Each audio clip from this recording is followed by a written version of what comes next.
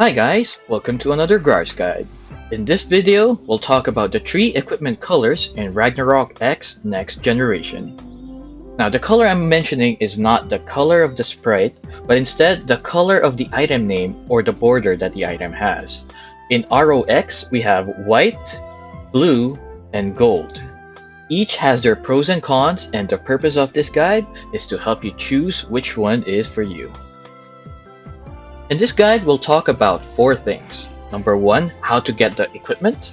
Number 2, what makes them unique. Number 3, what are their pros and cons. And lastly, when you should choose it.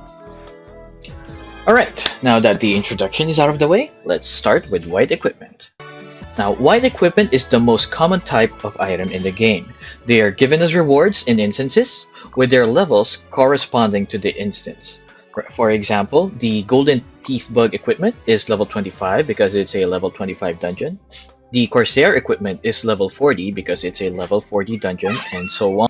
Now, weapons can only drop in the hard mode instances, so if you are looking for weapons, make sure you're in the right difficulty level. White equipment has the lowest stats out of the 3 categories, but they have the most variety of set bonuses, with each dungeon instance having their own theme. For example, the GTB set gives out Damage Reflect, the Corsair set gives bonus damage once the target has reached a certain HP threshold, and the Osiris set poisons enemies around the user, and so on. Now, using equipment from the same set will increase the effect. For example, the Reflect damage of the GTB set is 5% for having 3 pieces equipped, then it increases to 7.5% with 6 pieces equipped, and goes up to 10% reflect damage when all 8 slots are filled with GTB equipment. These set bonuses can somewhat close the gap between white equipment and blue or gold equipment. For example, the final damage bonus from the Corsair set is very effective when the target reaches a certain HP threshold. This is a passive that is not provided by blue or gold equipment. The poison damage from the Osiris set is a nice way to get poison damage for non-thief classes. While it's not great for instances or farming, it's a great tool for PvP. There are also specific items that have unique stats that are not found in blue equipment, and the alternative would be gold equipment, which is very hard or expensive to acquire.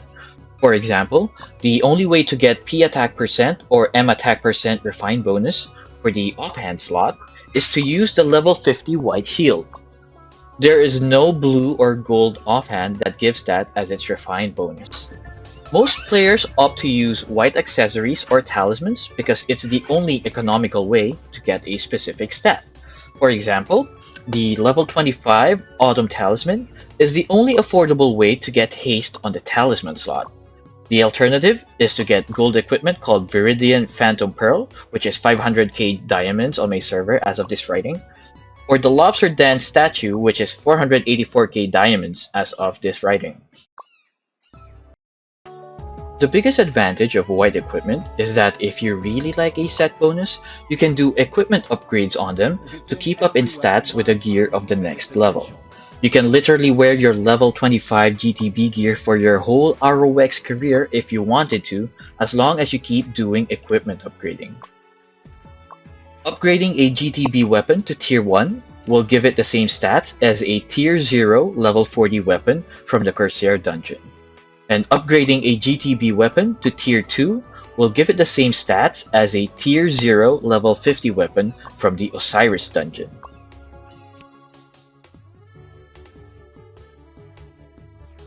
To do equipment upgrades, you would need to talk to the upgrade NPC in the corresponding city.